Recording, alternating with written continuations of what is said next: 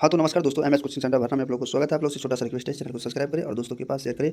मैं जो है भैया क्वेश्चन लेकर के आया हूँ जो कि 10वीं कक्षा का है या इतिहास है। इतिहास का पहला चैप्टर जो क्वेश्चन बैंक है, क्वेश्चन बैंक से देखते हैं पहला चैप्टर से कितना पूछा है। अगर इस वीडियो को अंत तक देख लेते हैं तो आप लोगों को अवश्य 5 नंबर प्राप्त होगा। अगर नहीं देखते हैं तो काम नहीं होगा, इसलिए वीडियो को अंत तक देखना है। हिस्ट्री है और यह जो है पहला चैप्टर है। पहला चैप्टर से देखते हैं कितना ऑब्जेक्टिव पूछा है। फर्स्ट नंबर क्वेश्चन है, 1 नंबर में है, रक्त एवं लौह की नीति का अवलंबन किसने किया था। यानी रक्त एवं लौह की नीति का अवलंबन किसने किया था, ऐसा भी पूछ सकता है। अथवा हमें रक्त और नीति का संबंध किससे है, तो इसका जो हो गया आंसर होगा बिस्मार्क। सी नंबर ऑप्शन इसका हो जाएगा। 2 नंबर क्वेश्चन पर चलते हैं। 2 नंबर क्वेश्चन में क्या कह रहा है देखते हैं। ग्रेवाल्टिन पेशे से क्या था, ग्रेवाल्टिन पेशे से क्या था, इसका सटीक आंसर हो जाएगा नाविक, डी ऑप्शन हो जाएगा। तो उसके बाद चलते हैं, जर्मन राजन राज का निर्माण किसने किया था, तो यह जो है नेपोलियन बोनापार्ट ने किया था। इसका हो जाएगा बी नंबर ऑप्शन सही। अगला क्वेश्चन पर चलते हैं, सन 1870 में फ्रांस और प्रसा के बीच युद्ध कहाँ हुआ था। यानी फ्रांस और प्रसा के बीच जो युद्ध हुआ था 1970 में, 1870 में, तो कहाँ हुआ था, ये जो हुआ था इसका हो जाएगा सेडान में हुआ था। ए नंबर ऑप्शन सही हो जाएगा। अगला क्वेश्चन है, जनेवा संधि कब हुई, जनेवा संधि कब हुई, यह जो है 1954 ईस्वी में हुआ था। ए नंबर ऑप्शन सही हो जाएगा। उसके बाद अगला क्वेश्चन है, किस युद्ध के बाद जर्मनी का एकीकरण हुआ, किस युद्ध के बाद जर्मनी का एकीकरण हुआ, तो यह इसका आंसर हो जाएगा डी नंबर, सेडान, सेडान का युद्ध। डी नंबर ऑप्शन इसका सही हो जाएगा।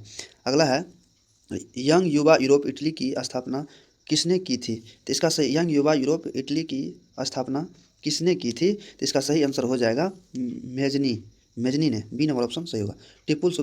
टीपू सुल्तान कहाँ के शासक थे, तो इसका सही आंसर हो जाएगा, इसका सही आंसर हो जाएगा मैसूर के। ए नंबर ऑप्शन इसका सही हो जाएगा। ठीक है, नंबर क्वेश्चन पर चलते हैं। क्या कह रहा है, यूरोप का मरीज किसे कहा जाता है, यूरोप का मरीज किसे कहा जाता था, तो इसका सही आंसर हो जाएगा सी नंबर, तुर्की को। ठीक है, अगला है, फ्रैंकफर्ट की संधि कब हुई, फ्रैंकफर्ट की संधि कब हुई, तो इसका जो होगा आंसर 1871 ईस्वी में हुआ था। अगला क्वेश्चन है, वियना सम्मेलन कब हुआ, वियना सम्मेलन कब हुआ, तो इसका आंसर हो जाएगा आप लोगों को ए नंबर ऑप्शन 1815 ईस्वी में हुआ था। अगला क्वेश्चन पर चलते हैं, 12 नंबर क्वेश्चन पर।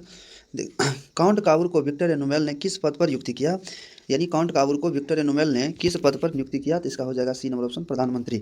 अगला क्वेश्चन पर चलते हैं, जर्मनी का एकीकरण का प्रमुख वस्तुकार कौन था, जर्मनी के एकीकरण का प्रमुख वस्तुकार, जर्मनी के एकीकरण का प्रमुख वस्तुकार कौन था, तो इसका आंसर हो जाएगा आप लोगों को डी नंबर, बिस्मार्क। ठीक है, अगला क्वेश्चन है, इटली और जर्मनी के एकीकरण के विरुद्ध में निम्न में से कौन था, यानी इसका 14 नंबर हो जाएगा, इटली और जर्मनी के एकीकरण के विरुद्ध में निम्न में से कौन था, तो इसका डी नंबर ऑप्शन थी, सॉरी 14 नंबर क्वेश्चन पर चलते हैं, इटली और जर्मनी के एकीकरण के विरुद्ध निम्न में से कौन था, इसका सही आंसर हो जाएगा सी नंबर, ऑस्ट्रेलिया। ठीक है, अगला क्वेश्चन पर चलते हैं। 15 नंबर क्वेश्चन है, इटली के एकीकरण में निम्न में से किसका संबंध नहीं है, इसका सही आंसर हो जाएगा बिस्मार्क। 16 नंबर का है, जर्मनी के एकीकरण एकीकरण के लिए कौन उत्तरदायी था, तो इसका सही आंसर हो जाएगा बी बिस्मार्क। 17 नंबर क्वेश्चन, 1830 की क्रांति के बाद फ्रांस में किस प्रकार का शासन व्यवस्था हुआ, तो इसका जो होगा संवैधानिक राजतंत्र। बी नंबर ऑप्शन सही हो जाएगा। अगला क्वेश्चन पर चलते हैं।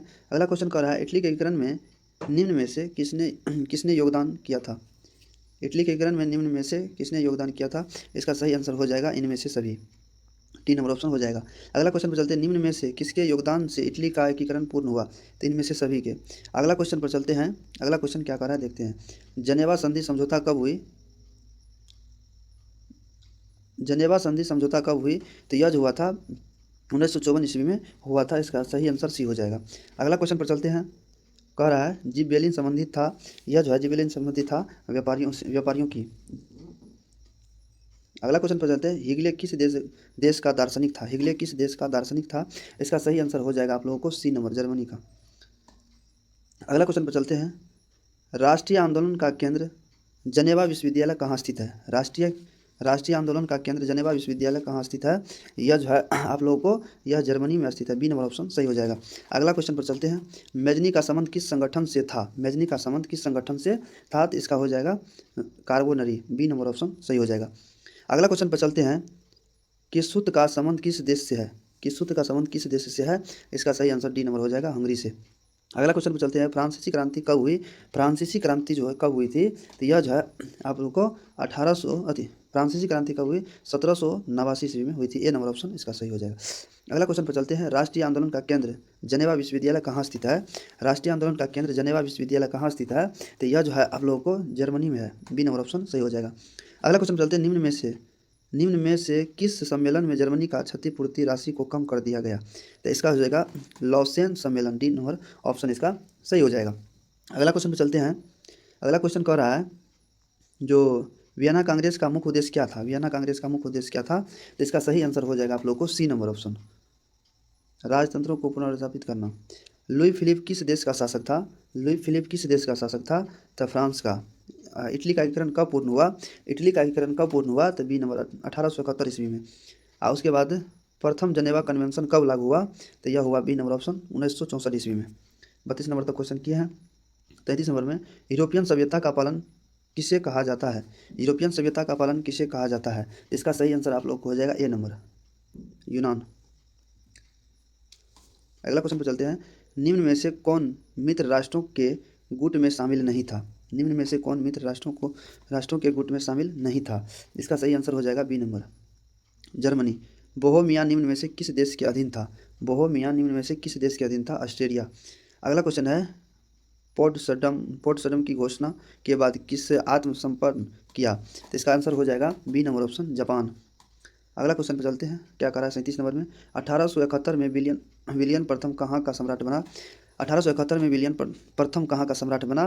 तो इसका सही आंसर सी नंबर हो जाएगा, जर्मनी का। सार्डिनिया कहाँ का राजा था? सार्डिनिया कहाँ का राजा था? क्वेश्चन कर रहा है 42 नंबर, निम्न में किसने अपने देश में अनिवार्य सैन्य सेवा लागू की थी? इसका सही आंसर बिस्मार्क। अगला क्वेश्चन पे चलते हैं, देखते हैं क्या कर रहा है, फ्रांस में किस शासक वंश की पुनर्स्थापना वियना कांग्रेस के द्वारा की गई थी? तो इसका सही आंसर हो जाएगा आप लोगों को डी नंबर ऑप्शन, फ्रांस में किस शासन वंश की पुनर्स्थापना वियना कांग्रेस के द्वारा की गई? तो बुर्बो वंश। अगला क्वेश्चन है, यूनानी स्वतंत्रता संग्राम के दौरान तुर्की के समर्थक कौन थे? इसका सही आंसर हो जाएगा सी नंबर ऑप्शन, मिस्र।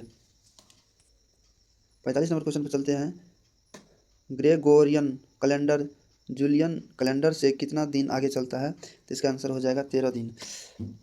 46 नंबर पर चलते हैं, 1853 से 54 के क्राइमिया युद्ध में काबुल ने किस देश की और युद्ध में सम्मिलित होने की घोषणा की? तो यह जो है ए नंबर ऑप्शन, फ्रांस में। इस वीडियो को यहीं करते हैं। अगर वीडियो अच्छा लगे तो लाइक जरूर करें, दोस्तों के पास शेयर करें। यह जो है फर्स्ट चैप्टर में से ऑब्जेक्टिव जो पूछे